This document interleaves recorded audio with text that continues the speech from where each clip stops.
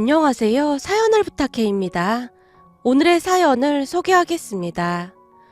우리 시아버님은 아들밖에 모르는 그런 분이셨습니다. 결혼을 하기 위해 시댁에 첫 인사를 갔던 날 시아버님이 제게 다짜고짜 물었거든요. 너도 들어서 알겠지만 우리 집안이 아들이 아주 귀한 집안이다. 그러니 넌 반드시 손자를 낳아야 한다. 알겠니? 그것만 약속하면 이 결혼 허락하마. 여보, 오늘 처음 인사 왔는데 너무 그러지 마요. 그리고 그게 사람 맘대로 되는 일도 아니고. 시어머님이 제 눈치를 보며 조용히 말을 하고 있었는데요. 어디 하늘 같은 남편이 말하고 있는데 끼어들긴. 이 아들도 말이야. 노력하면 다 나을 수 있는 거야. 사람이 하는 일인데 안 되는 게 어딨어. 그니까 넌 반드시 아들을 낳아야 한다. 알겠냐? 그것만 약속해주면 혼수고 뭐고 하나도 안 해와도 된다. 아버지가 자꾸 이러시니까 그동안 제가 결혼을 안 하려고 했던 거예요. 전 이 사람 아니면 앞으로 결혼 안 하고 혼자 살 거니까 그런 줄 아세요. 남편이 시아버님을 노려보기까지 했어요. 남편의 말에 시아버님이 등을 돌린 채 긴 한숨을 내쉬었고요. 그때 당시 시아버님만 봤더라면 절대 결혼을 하지 않았을 텐데 시댁은 시아버님만 빼놓고 보면 어디 하나 나무랄 데가 없었습니다. 남편도 정말 좋은 사람이었기에 항상 제 편이 되어주었고 시어머님 또한 좋은 분이셨거든요. 거기다 시누이도 여느 시누이들과는 다르게 예의 바르고 경우를 아는 그런 사람이었어요. 아마도 그랬기에 별 걱정 없이 남편과 결혼을 했던 것 같습니다. 물론 시아버님이 전혀 걱정이 되지 않았다고 하면 거짓말이겠지만 남편과 시어머님 그리고 시누이가 저를 지켜주리라 굳게 믿고 있었거든요. 그 뒤 상견례를 마치고 집으로 돌아가던 날 시아버님의 행동에 기겁을 한 엄마가 눈까지 치켜뜬 채 반대를 했지만 자식 이기는 부모 없다고 정말 억지로 허락을 했습니다. 하지만 결혼을 한 뒤 시아버님의 손자 타령은 하루하루 심해져만 갔는데요. 일주일에 몇 번씩 전화를 해서는 아이 소식이 없냐고 묻곤 했어요. 그 바람에 남편과 시아버님의 목소리가 높아지기도 했는데요. 제가 남편을 달래야 할 정도였습니다. 그런데 이게 참 이상했던 게 말이죠. 병원에서 둘 다 아무 이상이 없다고 했음에도 불구하고 한동안 아이 소식이 없었습니다. 그렇게 시간이 지나면 지날수록 시아버님의 불안은 커져만 갔고 전화에 더욱 집착하기 시작했어요. 나다. 병원은 가봤냐? 아버님, 병원에서는 별 이상이 없다고 해서 좀 기다려봐야 할 것 같습니다. 아니, 문제가 없는데 애가 왜 안 생겨? 혹시 네 몸에 무슨 문제가 있는데 우리한테 숨기는 거 아니냐? 네? 제가 그걸 숨길 이유가 없잖아요. 그리고 그이랑 같이 병원에 갔는데 제가 숨기긴 어떻게 숨겨요? 그거야 모르는 거 아니겠냐? 사람이 속이자고 하면 한도 끝도 없는 건데. 아버님, 저희도 노력 많이 하고 있는데 그렇게 말씀하시니까 많이 서운합니다. 순간 제가 울컥한 채 속에 있던 말을 꺼냈어요. 사실 그전에는 웬만하면 참고 넘어가곤 했었는데요. 시간이 지나면 지날수록 시아버님의 말씀이 심해지고 있었기에 저도 더 이상 참고 있을 수만은 없었거든요. 뭐야? 네가 서운하긴 뭐가 서운해? 여자가 결혼을 했으면 바로 손주를 안겨줘야 하는 게 며느리 도리인데 며느리 역할도 똑바로 못하고는 서운하긴 뭐가 서운해? 아버님, 저 더 이상 아버님이랑 통화하면 안 될 것 같습니다. 이만 끊겠습니다. 라며 제가 전화를 먼저 끊어버렸어요. 그 바람에 시아버님이 노발대발한 건 말할 것도 없었고요. 다만 잠시 뒤 시어머님이 제게 장문의 문자를 보내왔는데요. 얘야, 다 내 잘못이다. 내가 너한테 미안해서 얼굴을 못 들겠구나. 네 시아버지 행동은 내가 사과하마. 정말 미안하구나. 라는 내용들이 가득했어요. 그 문자를 보는데 다시 울컥하고 말았는데요. 그 누구보다도 시어머님의 성격을 잘 알고 있었던지라 제게 문자를 보내시며 몇 번이나 쓰고 지우기를 반복했을지 상상이 됐거든요. 결국 시아버님과 우리 부부 사이는 점점 멀어져만 갔습니다. 하물며 나중에는 시아버님의 분노가 너무나 심해져서 명절날에도 남편만 내려가야 할 정도였어요. 그래도 정말 다행이었던 것은 남편과 시어머님 그리고 시누이가 항상 제 편이 되어주었기에 그나마 버틸 수가 있었던 것 같습니다. 그렇게 결혼 3년 만에 정말 기적과도 같이 우리에게 아이가 생겼어요. 의사 선생님이 그냥 잊고 지내라고 했었기에 그냥 잊고 있었는데 오히려 마음을 편하게 먹었더니 아이가 찾아오더라고요. 그때의 그 기쁨은 뭐라고 표현할 수도 없을 정도였는데요. 남편과 둘이 끌어안고 얼마나 눈물을 흘렸는지 모르겠습니다. 저는 무엇보다도 아이가 생겼으니 더 이상 시아버님과의 갈등도 없겠구나 하는 생각에 눈물이 비오듯 쏟아졌어요. 하지만 제 예상은 보기 좋게 빗나가고 말았습니다. 제가 임신을 하자 또 다른 문제가 발생하기 시작했거든요. 시아버님께서 아들인지 딸인지에 대해 하루가 멀다 하고 물어왔거든요. 혹시 태몽 꿨냐? 태몽이요? 글쎄요. 저는 아직 꿈 같은 건 안 꿨는데. 태몽 꾸면 나한테 바로 전화해라. 그리고 혹시 음식은 뭐가 땡기냐? 음식은 과일이 많이 먹고 싶긴 해요. 특히나 딸기가 계속 생각나요. 뭐 딸기? 딸기는 안 되는데. 우리 옆집 며느리는 고기를 그렇게 먹어대더니만 아들을 낳더란다. 근데 과일은 딸이라고 하던데. 아버님, 딸이면 어떻고 아들이면 어때요? 그냥 건강하게만 낳으면 되는 거죠. 너 말이라도 절대 그런 말 하지 마라. 지금 그걸 말이라고 하는 거냐? 넌 앞으로 딸이라는 말은 입에 올리지도 마라. 시아버님이 기겁하신 채 소리쳤어요. 시어머님의 말씀으로는 아들인지 딸인지가 궁금해서 점집까지 다녀오셨다고 하더라고요. 난 손녀든 손자든 별 상관도 없다. 그게 다 무슨 소용이겠냐? 내가 아들이랑 딸을 다 키워봤는데 아들보다는 딸이 훨씬 낫다. 엄마한테는 딸이 꼭 있어야 해. 어머님, 그럼 점집에서는 뭐라고 했다는데요? 무속이니 그걸 어떻게 알겠어. 넌 그냥 건강하게 아이 낳을 생각만 하면 된다. 애 낳는 게 보통 힘든 게 아니니까 네 건강관리도 잘하고. 시어머님이 애써 말을 돌리시는 듯 했습니다. 나중에 들었는데 무속인이 아들이라고 했다고 합니다. 하지만 병원에서 의사가 어렴풋이 딸이라는 신호를 보냈었기에 우리는 딸인 걸 알고 있었는데요. 시아버님의 성격을 잘 알고 있었던지라 그냥 모른 척 하기로 했습니다. 그러다가 드디어 진통이 시작되어 병원으로 갔어요. 그런데 진통을 하다가 난사아니라 재앙절개를 하게 되었는데요. 제가 병원에 갔다는 소리를 듣자마자 시부모님이 올라오셨다고 하는데요. 문제는 재앙절개를 한 뒤 제가 5일 동안이나 의식이 없었다고 하네요. 결국 저는 대학병원 중환자실로 옮겨졌다고 합니다. 그리고 의사가 제 상태가 좋지 않다고 설명을 했던 모양입니다. 출혈이 심해서 의식이 없는 상태입니다. 우선 의식이 돌아올 때까지 더 지켜봐야 할 것 같습니다. 그 순간 시아버님의 얼굴이 새파랗게 질렸다고 하는데요. 선생님, 그럼 혹시 우리 며느리 잘못되는 겁니까? 그런 건 아니죠? 우선은 좀 지켜보시죠. 의사가 냉랭한 표정으로 가버렸다고 하네요. 그 바람에 한바탕 난리가 났었다고 하는데요. 신우이의 말에 따르면 시아버님께서 병원 바닥에 주저앉으신 채 대성통곡을 했다고 합니다. 그러다가는 의사만 보면 시아버님께서 선생님, 제발 우리 며느리 좀 살려주세요. 왜 아직도 눈을 못 뜨는 겁니까? 제발 좀 살려주세요. 라며 빌고 또 빌었다고 하네요. 시댁 가족들은 그동안 시아버님이 눈물 흘리는 모습을 처음 봤다고 하면서 다들 놀란 기색이 역력해 보였어요.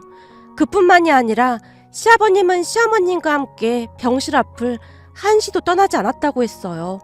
그런데 5일 만에 기적같이 제가 눈을 떴다는데요. 모든 가족들이 뛸 듯이 기뻐한 건 말할 것도 없었고요. 의식이 돌아온 뒤 마음고생하신 시부모님께 그만 가보셔도 된다고 했지만 아니다. 네가 고생이 많았다. 어디 불편한 데는 없고? 있으면 빨리 말해야 한다. 라며 시아버님의 눈에 눈물까지 그렁그렁했어요. 의식을 찾고 난 뒤 너무나 놀란 나머지 제가 어리둥절해 있자 시어머님이 조용히 눈물을 훔치셨는데요. 잠시 뒤 시어머님이 제게 충격적인 이야기를 해줬어요. 사실 말이다. 니들 할머니가 네 시아버지 낳다가 돌아가셨단다. 그때는 지금처럼 병원 시설도 좋지 못했잖니. 뭐가 잘못됐는지 출혈이 멈추지 않았다고 하더구나. 그랬으니 네가 출혈이 심해서 의식이 없다고 했으니 네 시아버지가 기겁을 할 수밖에 없었겠지. 그 양반이 겉으로는 그래 보여도 속은 참 여린 사람이다. 워낙 아들이 귀한 집안이다 보니 네 시아버지가 그런 거 아니겠냐. 그러니 그동안 네 시아버지한테 서운한 게 있었다면 네가 이해 좀 해주렴. 그런 사연이 있는 줄은 꿈에도 몰랐어요. 당연히 몰랐겠지. 네 남편이랑 시누이도 모르고 있었어. 좋은 일도 아니었고 네 시아버지가 평생을 죄책감 속에 살았거든. 그랬으니 쉬쉬하고 살았던 거지. 시어머님의 얼굴에는 안타까움이 가득해 보였어요. 저는 그런 줄도 모르고 사실 그동안 아버님 원망 많이 했어요. 죄송해요. 아니다. 미안해할 필요는 없다. 그동안 네 시아버지가 좀 심하긴 했잖니. 그건 나도 이해한다. 그때까지도 제가 병원에 입원해 있던 상황이었기에 침대에 누워 있었는데요. 시어머님이 물수건으로 제 얼굴을 닦아주시며 고맙다. 정말 고마워. 너 그러고 누워있는데 차라리 날 데려갔으면 좋겠다고 몇 번이나 빌었는지 모르겠구나. 무슨 그런 말씀을 하세요. 어머님, 근데 저 깨어나기 바로 직전에 꿈을 꿨는데요. 꿈? 무슨 꿈? 그게 너무 생생해서 또렷하게 기억이 나거든요.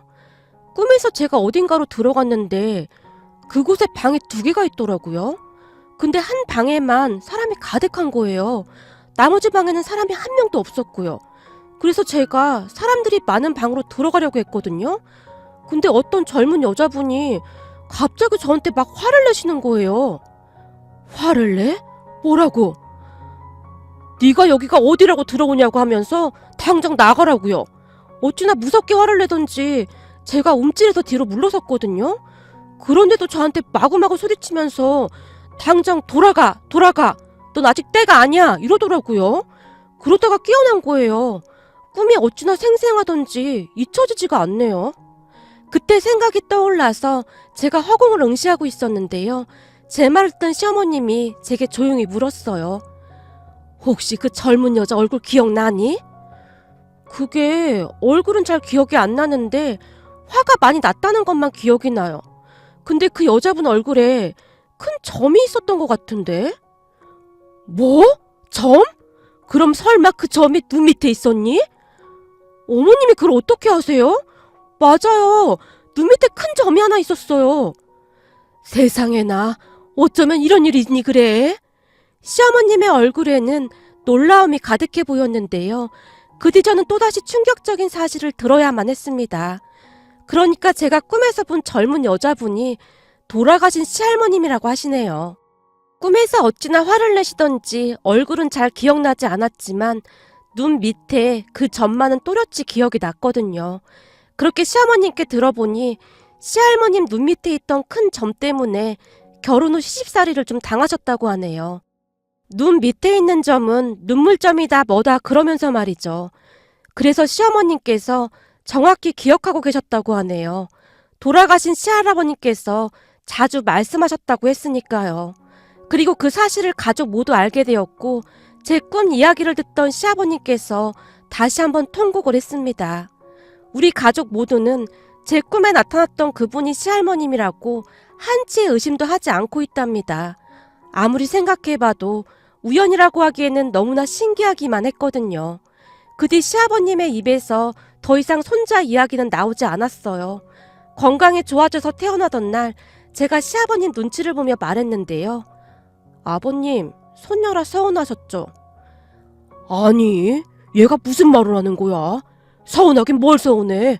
아들이고 나발이고 난 이제 니들만 건강하면 아무 소원도 없다.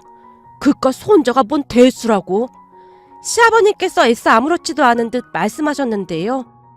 와, 우리 아버지가 웬일이래? 그렇게 아들아들 하시더니 우리 아버지 맞는 거야? 내가 언제 그랬다고 그래? 난 아무 상관도 없어. 라며 시아버님이 뒤를 돌아 헛기침을 하셨어요. 그 뒤 우리 가족은 더욱 잘 지내게 되었습니다. 무엇보다도 시아버님이 정말 많이 변하셨기에 제 입장에서는 적응이 안 될 정도였어요. 그러던 어느 날 몸이 좋지 않아 확인해보니 글쎄 둘째를 임신한 겁니다. 결혼 후 한동안 아이가 생기지 않아 마음고생을 했었기에 둘째가 생긴 것이 그저 기쁘기만 했어요. 하지만 시댁에 연락을 해서 둘째 소식을 전하던 순간 시아버님께서 집안이 떠내려가라 소리를 치셨습니다. 넌 정신이 있는 거야 없는 거야? 그때 네 처가 그 고생을 했는데 둘째를 가져? 내가 아들을 잘못 키웠구나. 이놈아, 넌 네 생각만 하냐? 어떻게 이런 모질이가 나왔는지? 아버지, 그렇다고 해서 이미 생겼는데 어떻게 하겠어요. 집사람도 그냥 낳겠다고 하고 있어요. 이놈아, 그걸 그냥 두면 어떡해? 네가 뜯어 말려야지. 네가 낳는 거 아니라고 그냥 막 씨부리는구나. 그냥 포기하고 하나만 잘 키워. 요즘 젊은 사람들 보니 하나만 낳아서 잘 키우더만. 시아버님이 단호하게 말씀하셨다고 하네요. 그리고 얼마 뒤 의사가 말하기를 둘째가 아들이라고 했어요. 그 말을 듣자마자 남편이 시아버님께 다시 연락을 드렸는데요. 지금 아들이 문제냐? 다 필요 없어. 지금 우리 보고 그때 그 생지옥을 다시 경험하라 그 말이냐? 다시 생각해도 끔찍하다 끔찍해. 시아버님의 생각은 확고하기만 했습니다. 하지만 우리에게 찾아온 둘째를 포기할 수가 없었습니다. 그렇게 결국 우리는 건강한 아들을 낳았답니다. 둘째를 낳기 전 시아버님의 불안 증상이 심해져만 갔는데요. 무사히 둘째가 태어났다는 소식을 들은 시아버님이 제 소식부터 물었다고 합니다. 제가 무사하다는 소식을 전하자마자 그대로 바닥에 주저앉으셨다고 하네요. 그 말을 듣는데 저도 모르게 가슴이 뭉클해졌어요. 그동안 얼마나 마음고생을 하셨을까 싶었거든요. 그리고 그 뒤부터 시아버님은 마치 같은 분이 맞나 싶을 정도로 변해가셨는데요. 제가 시댁에 가서 설거지라도 하려고 하면 말리기까지 했어요. 몸도 약한데 설거지는 무슨 설거지야. 그런 건 남자가 하는 거다. 설거지는 앞으로 네가 해. 저요? 아버지, 지금 저한테 말씀하신 거예요? 그래 이놈아. 그럼 여기 너 말고 남자가 또 누가 있어? 네가 가서 해. 네 처는 하루 종일 애 보느라 고생인데 설거지는 네가 해야지. 아니 아버지가 남자는 설거지 그런 거 하면 안 된다면서요. 안 되긴 왜 안 돼? 이놈아, 세상이 바뀌었어. 앞으로는 설거지 청소 그런 거는 네가 다 해. 알겠어? 아버지 요즘 왜 이러세요? 너무 많이 변해서 적응이 안 되잖아요. 잔말 말고 넌 시키는 대로 해. 참 그리고 다들 모인 김에 내가 할 말이 있는데 매년 제사가 5번이잖아. 그것도 한 번으로 줄이자고. 내가 알아보니 요즘은 한꺼번에 제사 모시는 집도 많더라고. 시아버님이 큰 결심을 한 듯 가족들을 둘러보며 말씀하셨는데요. 아버님, 그건 안 될 것 같은데요? 뭐? 안 되다니 그게 무슨 말이야? 그건 정말 배은 망덕한 거죠. 그때 제가 사경을 헤매고 있을 때 할머님께서 저를 도와주셨잖아요. 그렇게 살려주셨는데 제사를 없애면 많이 서운해하실 것 같아요. 저는 앞으로 조상님 제사 진짜 잘 지낼 생각이거든요. 제가 조상님 덕분에 이렇게 잘 살고 있는데 제사라도 정성껏 잘 지내드려야죠. 그렇구나. 난 니들 힘들까봐 그랬는데 네 말 들어보니 네 말도 맞는 것 같구나. 당연하죠. 전 그때 그 일이 우연이라고 생각하지 않아요. 아무리 생각해봐도 시할머님이 분명했어요. 제가 목소리에 힘까지 주면서 말했는데요. 옆에서 듣고 있던 시누이가 긴 한숨을 내쉬었어요. 아휴, 다른 집들은 다들 제사 안 지낸다고 난리인데 우리 집 며느리가 스스로 제사를 지낸다고 그러고 있으니 암튼 새언니를 누가 말리겠어요. 하긴 뭐 새언니 입장에서는 그럴 수도 있겠네요. 저도 언니 꿈 얘기 듣고 신기하긴 하더라고요. 라며 고개를 절레절레 흔들었어요. 그 뒤 우리 가족은 잘 살고 있답니다. 요즘 우리 시어머님은 저만 보면 싱글벙글이신데요. 이래서 사람이 잘 들어와야 해. 네 덕분에 네 시아버지가 저렇게 변하지 않았니? 요즘은 네 시아버지가 설거지도 하고 청소도 하고 참 별일이 다 있구나. 내가 너한테 항상 고맙구나. 라며 좋아하시네요. 시아버님께서 노력하시는 모습을 보며 저도 시부모님께 더욱 잘하려고 항상 노력하고 있답니다. 오늘도 시아버님은 우리 딸과 영상통화를 하며 한박 웃음을 짓고 계시네요. 그러한 모습을 보고 있노라니 문득 지나간 일들이 떠올라서 이렇게 글 보내봅니다. 오늘의 사연은 여기까지였습니다. 즐겁게 보셨다면 구독, 좋아요 부탁드립니다. 고맙습니다.